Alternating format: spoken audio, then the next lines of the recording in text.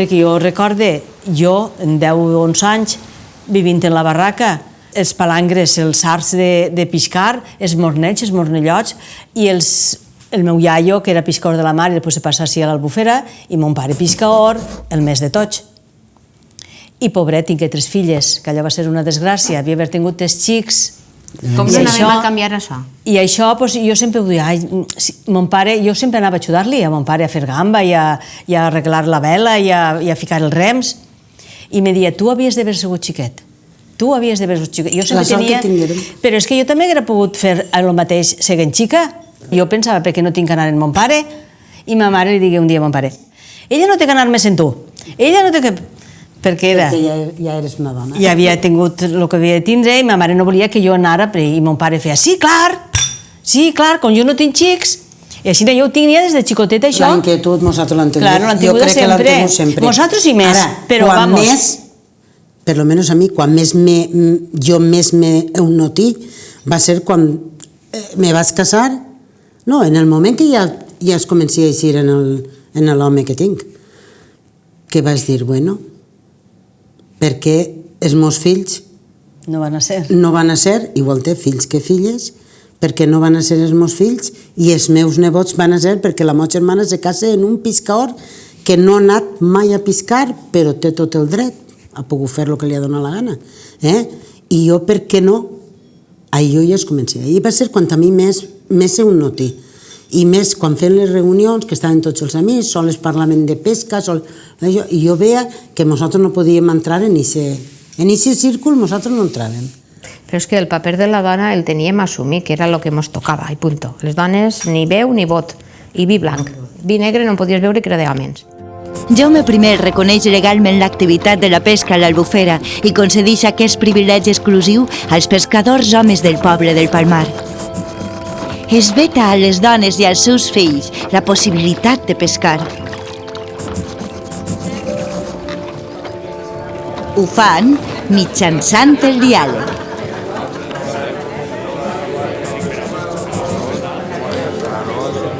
Les dones comencen a organitzar-se per emprendre la batalla legal.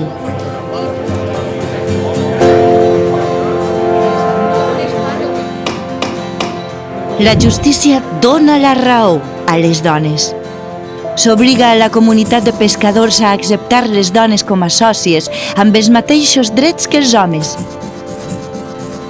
Actualment, qualsevol persona descendent de pescador que és o ha sigut membre de la comunitat de pescadors del Palmar pot accedir a un lloc de pesca, heretar i transmetre uns drets que estaven reservats solament a la descendència masculina. Quan verdaderament ja se donaren compte i van veure que podíem, en quin any va ser, Carmen? En el 94, quan tu ho vas dir, en el Canyamel. I les dones ens apoyaren totes menys dos o tres. Dos o tres. Però jo pensava que allò, una volta la revolució armada, seria una alegria, que estaríem tots contents, que hauria uns taulellers de ceràmica recomen... En els nostres noms. Però no, va ser la guerra... Però la guerra segueix. I entonces, quan se ficaren les dones... Però és una guerra patriarcal, o sigui, hem anat contra el poder masculí, punto. I punto. I les altres dones no ho va veure ninguna? Les altres dones fan el que els homes es diuen. No podíem veure-ho. És que no. No se podia veure, perquè en les hores d'avui nosaltres no ho farem bé encara. El que diuen elles. Sí, en les hores d'avui nosaltres no ho farem bé encara. Sí, no ho farem bé perquè... Però, escolta, però si és un orgull canviar una cosa de tants anys, a més, tindre el dret, I fer lo que te dona la gana. El problema és que estàvem mirant d'una comunitat de 760 anys d'història, en la qual eren tot homes. Però no n'hi ha que anar molt lluny. N'hi ha que anar fa 40 anys. En Espanya, com estava catalogada la dona? Un règim autoritari, que n'hi ha antiguament, una dictadura, i la dona estava com estava, els drets quasi tots els tenien. I moltes coses en Espanya. La comunitat era una institució tot d'homes. I quin problema n'hi havia? Doncs que els mateixos pares que tenien filles no volien que les filles pertenesqueren a la comunitat. Que fora solament el dret de pares a fills i excloent a les filles de tota herència, la veritat és que era prou injust. Que solament jo, fill de pescador, puc anar a pescar, tirar redolí, tindre drets, i per moltes filles que tinga, ninguna d'elles poden tirar redolí o poden ser pescadores, la veritat és que era prou injust i discriminatori. En canvi, les persones, un pescador que tingueren 10 fills, pogueren anar els 10 a pescar. I un home que tinguera una filla, i aquesta filla, encara que tinguera fills, no podien heretar el barquer de l'abuelo, la xarxa de l'abuelo, el redolí de l'abuelo, perquè no s'havia casat en un pescador. Bueno, doncs això n'hi havia que canviar-ho i ho han canviat. Punto. Ma abuela era filla única, per tant, si no es casava en un pescador, es perdia el dret. Com es va casar en un llaurador, mon pare, ma tia, el meu germà i jo no haurem tingut el dret a pescar. El conflicte era eixe, que si era dona la que tenia que transmetre el dret no podia transmetre, havia de ser un home. Al acceptar-se la transmissió per via femenina, ma abuela passà el dret del meu besavi a ma abuela i de ma abuela a mon pare, que va poder entrar a la comunitat, a ma tia, al meu germà. Se sabia que antes o després la rola anaven a tindre, perquè estem en el segle XXI, estem en el segle XVIII. De fet, si iniciïm 50 o 60 a pescar a l'Albufera, la meitat són gràcies a el que es aconseguit per les dones, que en un d'això, si no, no hauria comunitat. En el 2008 va ser el primer any que vaig tirar redolí, que tenia 22 anys, va ser quan els primers redolins que varen poder accedir tot el poble, homes i dones, d'una manera digna i igual, i va estar molt xulo. En el 2008, ara fa 10 anys, justet.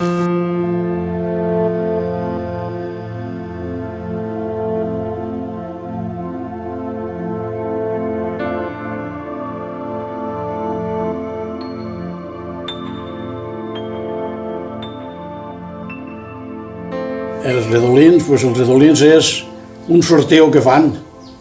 Tots els socios fan un sorteo en una bola, fan un sorteo i conforme ixen les bolletes, hi ha unes bolletes que dins poses el nom teu, el poses dins de la bolleta, una bolleta redoneta, i el poses dins d'un bombo i el bombo pega voltes, i allà quan li pareix van traient una boleta, fulano és dalt, i aquell agarra el paper que té davant, que és un paperet que estan tots els puestos fijos, i demana el que vol.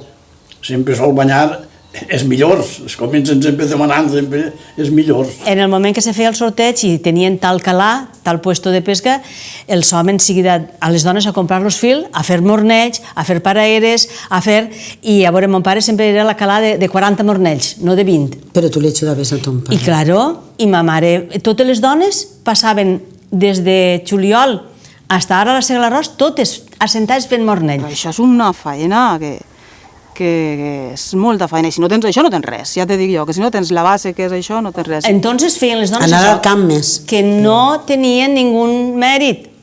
Això per preparar per a que l'home poguera eixir, perquè una vegada duia la pesca, la meva sogra era vendedora de pesca. Sí, anaven als mercats. Al mercat central, perquè encara tenim el carnet de l'abuela Amparito, que fica pescadora. Se n'anaven al Ella i la peix, tia Maria. se n'anaven al peix. Sí, ella i la tia Maria anaven, deixaven la cistelleta allí una parada de flors en l'Ajuntament abans d'agarrar, quan acabaven de vendre, i elles anaven a vendre peix. Imagina't carregar-te en tots els quilos en dos cistelles plenes de peix i anar-te'n a Sollana, i anar-te'n a Bacallà, i anar-te'n a València a vendre-lo. Bueno, s'hi han fet. També, tu vas a dur-lo, que és total.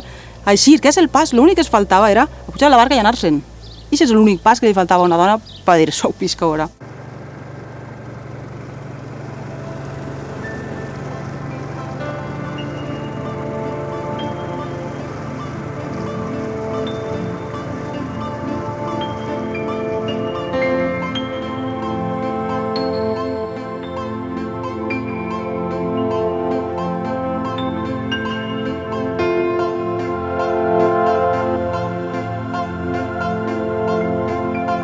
I el primer que varen fer va estar molt bé. Anar en una carta a dir-li al president, mira, les dones volen que això se canvie. I ja sabem la resposta del president. Passaren els mesos. Mutis por el foro. Tornarem a fer-ne un Passar un altre. any sencer sense I contestar-nos. més, un altre també. En el 95 esperàrem a veure si en capítols, que és quan s'arreglava, o no menaven nada. I en el 96, recorde que en el bar Albufera, en gener, farem una reunió i ho tornarem a dir. Diu, voleu que seguim endavant? No ens han contestat. Pues sí. I varen fer la carta i la vam entregar en juliol, en mà. I no me la volgueren agarrar. Estava en ma casa, el meu home era el vicesecretari, estava el secretari, estava el prejurat, i dic, mira, Nietzsche, que volem donar això perquè les dones no mos heu contestat. I entonces va ser com us varen dir, que no mos anaven a contestar mai per escrit, i que no volien agarrar-me la carta. I sí, no patiu, no vos la doni. L'endemà va ser quan tenia i l'enviï per correu certificat. I així no tinguem més d'això que agarrar-la per correu certificat. La primera carta que se recibís per el tema de les dones la vaig recibir jo. Entonces començarem a debatir-ho i la mateixa comunitat, pues, la primera carta que tinguérem era una carta de les ames de Casa Tírius, nosaltres ho consultàrem amb el nostre abogat, i van dir, bueno, que té que veure la Societat d'Ames de Tírius de la Comunitat de Pescadors del Palmar, que és una entitat privada. Tírius València, Almudena, que era entonces l'abogada de Tírius València, va dir, això és molt gran per mi. I va ser quan anàrem a Luis Miguel. I Luis Miguel, al principi, ni cas, i després diu, no me faig càrrec. I va ser, diu, el primer un acte de conciliació. No volem renyir ni volem anar a xuit. Un acte de conciliació, però l'acte de conciliació, conciliar res. Jo quasi vaig a la càrcel per culpa d'això, sí. Ja davant del jutge, en la d'això. És que vam esperar tot el que vam poder abans d'anar a xuit. Però, clar, com que ja la solució estava via judicial, van tindre que anar a la justícia. I la justícia, des de primera instància, des del 5 d'octubre de 1998, que en primera instància ens van donar la raó, no em para de donar-nos la raó. Després va ser el Tribunal Superior de Justícia, després va ser el Suprem, després va ser el Constitucional.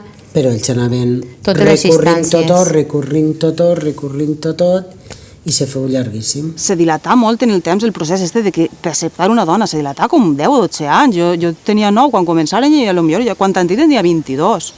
Doncs aquest temps jo sé que lluitaven, se dilatava i tots que no podien. Jo mai tingui ningú d'això de que no es podríem anar, és que jo hauria anat igual.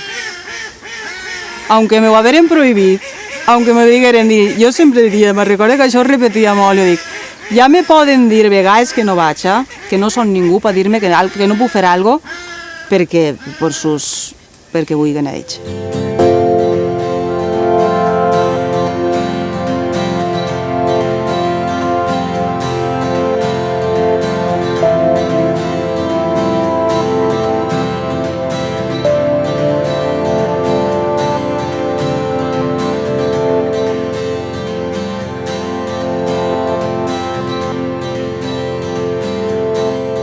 A poc passaren el temps, un xuit, un altre xuit, un recurs, un altre recurs, i al final ho arreglarem. Al final vàrem pensar que el cap deia una cosa dels ossos, el cor deia una altra, i la situació és que se va arreglar. I estic satisfet perquè el problema es comença amb mi, però també se soluciona amb mi. Jo reconec que tenen igual dret una dona que un home. La intel·ligència és igual d'una dona que un home. El problema és que no s'ha correspost i la lucha que varen fer en la realitat. En el relevo generacional, és a dir, o integració a la comunitat per part de les dones no ha passat. Això no ha ocorrit. No va ninguna dona a pescar, encara que diguen per ahí que va alguna tal. No ne va ninguna a pescar. Han fracassat. El fracàs ha vingut perquè se n'apuntaren més de 100 de dones, clar, per poder tindre aquest dret, però el tenen el dret, però no van a pescar. No val la pena tampoc, perquè una dona a l'Albufera va guanyar 10 euros aquesta ganada. N'hi ha dones que entren en el sorteo d'anar a pesquera, però després no exerceixen l'activitat. Va o el seu home, o son pare, o qui que siga. Això volen demostrar de cara als mitjos, de cara a ell, que sí que la dona, que sí que entra en sorteo, que va pescar, però no fan l'activitat, és que no la fan. Mos hagueren dit que sí el primer any, hombre, pues no anàvem ella i jo en la barqueta soles. Nosaltres anàvem a pescar i hagueren continuat. Jo potser no m'haguera muntat ni el restaurant, perquè a mi és una cosa de les que m'ha agradat vamos. I teníem en ment fer Tota la Feli, vida, tota que la sap de vida. cuina, que han fet la transformació. Pues no teníem altres plans i ens han dit Nosaltres, que sí. vamos, jo per lo menos, Hombre. i ella també, teníem moltes ganes de poder. La tia Helena sempre ho dia, jo és perquè tinguen tots el dret, però jo ja no tinc ganes. Jo m'hauria agradat, que veure. Però és que si jo entonces era jove, Que tenies 40 i algo anys. Jo tenia ganes. 43 anys tenies tu, Que hombre. nosaltres hem anat a piscar i hem anat a soles. Sí. I a més és preciós, piscar és el més bonico que n'hi ha. El dret el tenen igual els homes que les dones, exactament igual. És una decisió d'elles el que vulguin anar a piscar i per tant no se pot obligar. Ojalà poguérem obligar i dir, mira, si vols ser soci de la comunitat és que anar a piscar, si no, no pots ser soci. No, no ho podem fer. Un té drets de ser soci d'ací i després exercís l'activitat o no l'ha exercit. Quants anys i quantes arrastres i quantes coses males. Soles per dir, ai, Maria Puríssima, vull la tal calà. Quantes han anat al sorteo? Helena? Helena, Amparo, Sílvia... Sílvia... I nosaltres. I elles quan anaren. Feli, Tere... Bueno, però ja ho han fet, que és el que reclamàvem. Jo no volia anar a piscar tots els dies, però tindre el dret, per què no? Així l'Assemblea General dia que el pescador que anava en contra dels interessos de la comunitat, per majoria de socis, pues podia ser expulsat. Al apoyar-nos a nosaltres, un grupo de quants n'eren? Pues n'eren 20 i pico i al final se'n quedaren uns 15. Uns 15 o així. 15 homes expulsats. 15 homes que al apoyar-nos a nosaltres, que sí que volien que entrarem, pues els expulsaren. I els expulsaren de la comunitat, no podien anar a piscar ni podien anar a res. I en aquest procés de tot el xuit, pues ne faltaren no manco 4. 4 o 5. 4 o 5. M'abuelo era dels homes que va considerar i va firmar, va signar, en el seu moment per a que les dones estagueren en companyia de tots, perquè puguin... I ell va faltar en el 2006. I ell no va veure que poguérem entrar, però ell ha mort expulsat i no ha hagut ningú que hagi dit. I aquests homes que varen estar amb nosaltres, n'hi ha que donar-los, per lo menos que no estiga la seva tatxat allí. A veure, per totes aquestes coses se té que tirar valor i nosaltres, pues escolta, ja està. Al final... A mi no m'importa que me diguin... diguin... Torne a repetir que si tornaran a ser ho tornaria. Pues clar que sí. Tant homes com dones naixem per viure en llibertat i per decidir el que vols fer o el que no vols fer per tu mateixa. Jo penso que el més positiu de tot això és que s'ha demostrat que les dones unides, l'associacionisme i sobretot femení i en favor dels drets de la igualtat de la dona i de les persones és fonamental per a que s'aconseguisquen els objectius que se plantegem.